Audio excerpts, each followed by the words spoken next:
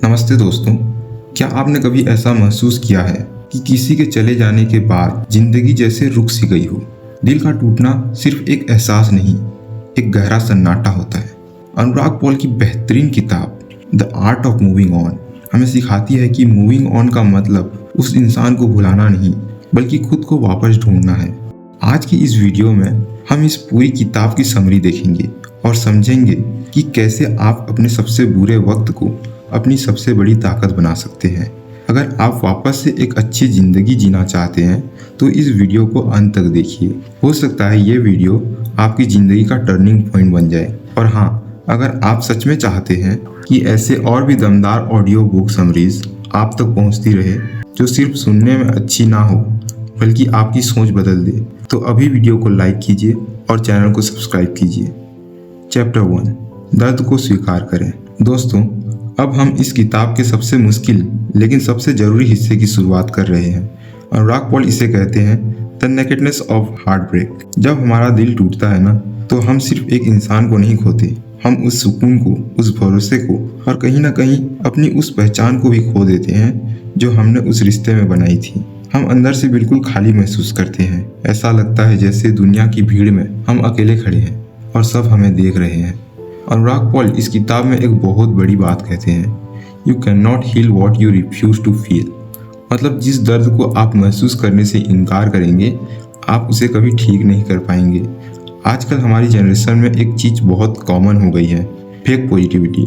जैसे ही हमारा ब्रेकअप होता है, हमारे दोस्त या सोशल मीडिया हमें कहने लगते हैं चिल कर भाई, मूव ऑन कर, पार्टी करते हैं, भूल जाओ उसे। पर क्या ये इतना आसान है? नहीं। किताब कहती है कि जब चोट लगती है तो खून निकलता है, और अगर आप उस पर पट्टी बांधने के बजाय उसे छुपाने की कोशिश करेंगे तो जख्म सड़ने लगेगा। मूविंग ऑन का पहला कदम ये नहीं है कि आप आज ही खुश हो जाएं। पहला कदम ये है कि आप अपने बिस्तर पर बैठकर ये माने कि हाँ, मैं टूट गया हूँ, हाँ, मुझे तकलीफ हो रही है और ये बिल्कुल नॉर्मल है। पॉल हमें समझाते हैं कि हम दर्द से इसलिए भागते हैं क्योंकि हमें लगता है कि अगर हमने रोना शुरू किया तो हम कभी रुक नहीं पाएंगे। लेकिन सच इससे बिल्कुल उल्टा है। रोना एक रिलीज है। जब आप रोते हैं तो आपका दिमाग उस भारीपन को बाहर निकालता है। आज रात मिरर के सामने खड़े होइए, अपनी आंखों में देखिए, किसी और के लिए नहीं, सिर्फ अपने लिए जोर से कहिए, मुझे चोट लगी है और मैं अभी ठीक नहीं हूँ। जब आप ये कह देते हैं ना, तो आपका दिमाग उस फेक फाइट को छोड़ देता है जो वो दुनिया को दिखाने के लिए लड़ रहा था। दोस्तों, मूविंग ऑन का रास्ता भूलने से नहीं बल्कि स्वीकार करने से शुरू होता है। वो इंसान जा चुका है, वो यादें अब सिर्फ यादें हैं। ये सच कड़वा है, लेकिन यही सच आपको आज़ाद करेगा। इस दर्द को एक दुश्मन की तरह मत देखिए, इसे एक टीचर की तरह देखिए जो आपको ये सिखाने आया है कि आप कितने गहरे जज्बात रख सकते हैं। अगली बार जब आपको उनकी याद आए और दिल भारी हो तो भागिए मत। 2 मिनट बैठिए, गहरी सांस लीजिए और उस दर्द को पीने की कोशिश कीजिए, क्योंकि याद रखिए, जो दर्द आज आप सह रहे हैं वही कल आपकी सबसे बड़ी ताकत बनने वाला है। चैप्टर 2, दर्द की जड़ तक पहुंचिए। दोस्तों, चैप्टर 1 में हमने सीखा कि दर्द को एक्सेप्ट कैसे करना है। अब सवाल यह आता है कि यह दर्द इतना गहरा क्यों है, क्यों हम उन्हें चाहकर भी अपने दिमाग से निकाल नहीं पा रहे। अनुराग पॉल इस चैप्टर में एक बहुत गहरी बात कहते हैं, we don't miss the person, we miss the person we were when we were with them. इसे ध्यान से समझिए। अक्सर हमें लगता है कि हम उस इंसान के बिना नहीं जी सकते, लेकिन सच तो ये है कि हम उस एहसास को मिस कर रहे हैं जो उनके साथ होने पर मिलता था। वो वैलिडेशन, वो तारीफ, वो सिक्योरिटी और वो खास होने का फीलिंग। जब वो इंसान गया तो वो ये सब अपने साथ ले गया, इसलिए हमें लगता है कि हम अधूरे हो गए हैं। अनुराग पॉल इसे आइडेंटिटी क्राइसिस का नाम देते हैं। हमने अपनी पूरी खुशी, अपने पूरे सपने उस एक इंसान की बुनियाद पर खड़े कर दिए थे। जब बुनियाद हिली तो पूरी इमारत गिर गई। अब बात करते हैं उन यादों की जो आपको सोने नहीं देती। आपने नोटिस किया होगा कि आप बार बार पुराने मैसेज पढ़ते हैं, उनकी सोशल मीडिया प्रोफाइल चेक करते हैं या पुरानी फोटोज़ देखते हैं। क्यों? साइंस कहती है कि यह बिल्कुल एक ड्रग एडिक्शन जैसा है। हमारा दिमाग डोपामिन का भूखा है। वो पुरानी यादें हमारे दिमाग को एक टेम्पररी हाई देती है, भले ही बाद में हमें और ज़्यादा दुख हो। इसका सॉल्यूशन क्या है? पॉल कहते हैं स्टॉप फीडिंग द फायर। अगर आप आग में तेल डालना बंद नहीं करेंगे तो आग कभी नहीं बुझेगी। नो कॉन्टैक्ट रूल सिर्फ एक ट्रेंड नहीं है, ये एक नेसेसिटी है। जब तक आप उनके डिजिटल निशानों से जुड़े रहेंगे, आपका दिमाग उन्हें खोने का सच स्वीकार नहीं कर पाएगा।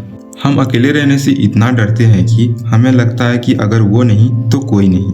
हम लॉनलीनेस और सॉलिट्यूड के बीच का फर्क भूल जाते हैं।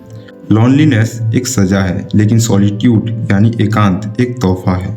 सॉलिट्यूड का मतलब है खुद के साथ वक्त बिताना, खुद को समझाना और ये जानना कि आप अपने आप में काफ़ी हैं। अनुराग पॉल एक बहुत प्यारी एक्सरसाइज बताते हैं, द वॉइड एक्सरसाइज। अपने दिन का वो वक्त पहचानिए जब आप सबसे ज़्यादा कमज़ोर महसूस करते हैं। शायद वो शाम का वक्त हो या रात को सोने से पहले। उस वक्त को किसी और से भरने की कोशिश मत कीजिए। उस खालीपन में बैठिए, अपने आप से बातें कीजिए। जब आप उस खालीपन से डरना बंद करेंगे, तब आपको समझ आएगा कि आपकी खुशी का रिमोट कंट्रोल कभी उनके हाथ में था ही नहीं, वो हमेशा से आपके पास था। दोस्तों, जड़ को काटना ज़रूरी है ताकि नए फूल खिल सके। अगर आप पुराने सूखे हुए पेड़ से लिपटे रहेंगे तो नए मौसम का आनंद कैसे लेंगे। चैप्टर 3, दर्द को ताकत बनाएं। दोस्तों, अब तक हमने दर्द को महसूस किया और उसकी जड़ को समझा, लेकिन अब सवाल ये है कि कब तक हम उन यादों के घेरे में कैद रहेंगे। अनुराग पॉल अपनी किताब के इस हिस्से में एक कमाल की बात कहते हैं, pain is inevitable but suffering is optional.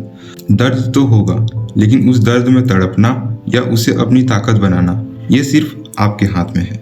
इसे कहते हैं इमोशनल एल्केमी, यानी अपने दुख के लोहे को कोशिशों के सोने में बदल देना। दुनिया के बड़े बड़े शायर, लेखक, एंटरप्रेन्योर्स तभी बने जब उनका दिल टूटा। क्यों? क्योंकि टूटा हुआ दिल दुनिया की सबसे बड़ी फ्यूल है। जब आपका दिल टूटता है तो आपके पास खोने के लिए कुछ नहीं बचता, और जब खोने का डर खत्म हो जाता है तब आप कुछ भी कर सकते हैं। पॉल कहते हैं कि एक्सेप्टेंस कोई कमजोरी नहीं है, ये एक युद्ध विराम है।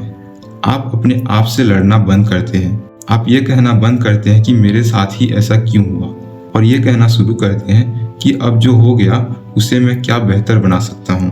दोस्तों, जैसे जिम में वेट उठाने से मसल्स बनते हैं, वैसे ही नो कहने से और अपने जज्बात पर कंट्रोल करने से आपका रेजिलियंस मसल बनता है। हर वो दिन जब आपका दिल उन्हें कॉल करने का करे लेकिन आप नहीं करते, आप एक स्टेप और मजबूत बन जाते हैं।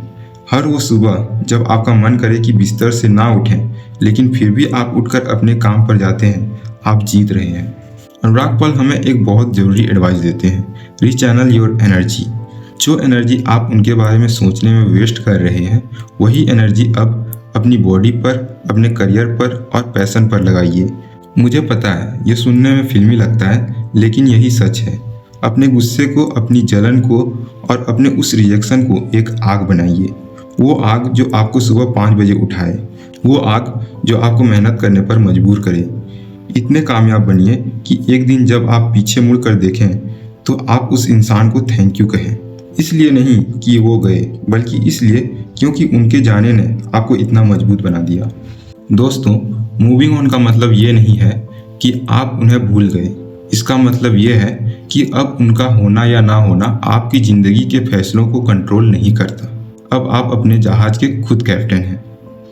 चैप्टर 4, अपनी पहचान वापस पाएं। दोस्तों, एक बहुत कड़वी सच्चाई है, जब हम किसी के साथ लंबे समय तक रिश्ते में रहते हैं तो मैं से हम बन जाते हैं। हम उनकी पसंद का खाना खाने लगते हैं, उनके हिसाब से कपड़े पहनते हैं और उनके दोस्तों को अपना दोस्त मान लेते हैं। अनुराग पॉल कहते हैं कि ब्रेकअप के बाद जो सबसे बड़ी तकलीफ होती है वो ये है कि हमें पता ही नहीं होता कि मैं कौन हूँ। याद कीजिए वो बचपन का शौक जो आपने उस रिश्ते के लिए छोड़ दिया था। शायद वो गिटार बजाना था, या ट्रैकिंग पर जाना, या सिर्फ किताबें पढ़ना। अब आपके पास वो सबसे कीमती चीज़ है जो पहले नहीं थी, समय। इसे उन पुरानी यादों को सोचने में बर्बाद मत कीजिए। इस वक्त को अपने आप को दोबारा बनाने में लगाइए। हम अपने दिमाग में एक ही रिकॉर्ड बजाते रहते हैं, उसने मेरे साथ ऐसा क्यों किया। पॉल कहते हैं, stop being the victim of your past and start being the architect of your future. अपने आप को ये मत कहिए कि मुझे छोड़ दिया गया। अपने आप से ये कहिए कि अब मैं आज़ाद हूँ उन लोगों को ढूंढने के लिए जो मेरी कदर करेंगे।